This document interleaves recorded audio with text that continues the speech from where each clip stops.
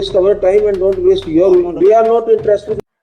मित्रांनो, 20 जुलैला दिल्लीत जे घडलं ते तुम्ही आम्ही सगळ्यांनी पाहिलं. 20 जुलैला आंदोलनापूर्वी जंतर मंतरवर पोलिसांनी विद्यार्थ्यांवर लाठीचार्ज केला, गॅस टियर सोडले, त्यांना रक्तबंबाळ केलं. त्यानंतर मुलींना देखील मारहाण करतानाचे व्हिडिओ सोशल मीडियावर आलेत, न्यूजच्या माध्यमातून आले, ते आपण पाहिले.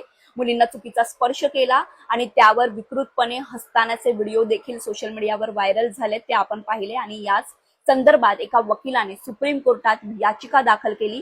या याचिकेवर आज सुनावणी होणार होती, मात्र सुप्रीम कोर्टाने ही सुनावणी घेण्यास नकार दिलेला आहे. Student protest is already going in the Jantar Mantar. Police is already taking the brutal actions, and already is the same other types of the tear gases and other things. But it's two very important issues. Outsource. Waste our time and don't waste your.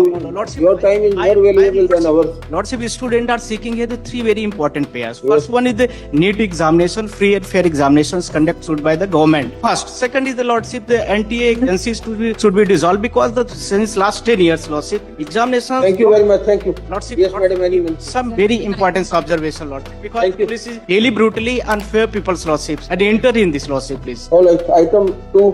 Lordship, already I have the collection of the videos. If Lordship permit, We are not interested in videos. We don't have time.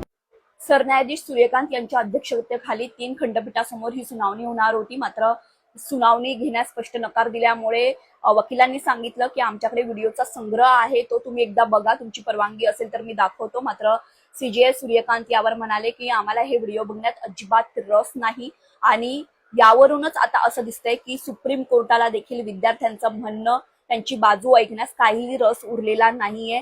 एकीकडे सरकार प्रशासन विद्यार्थ्यांचं ऐकून घेत नाही आणि आता supreme कोर्टही विद्यार्थ्यांची बाजू ऐकून घेत नाहीये. विशेष म्हणजे सीजे सूर्यकांत यांनी वर्षाच्या सुरुवातीलाच बेरोजगार तरुणांची तुलना ही झुरळांसोबत केली होती आणि त्यानंतरच कॉक्रोच जनता पार्टीचा उगम झाला होता. आणि आज कॉक्रोच जनता पार्टी दिल्लीत हे मोठं आंदोलन करत आहे. तुम्हाला या सगळ्यावर काय बोलायचं कॉमेंट्स मधून सांगा.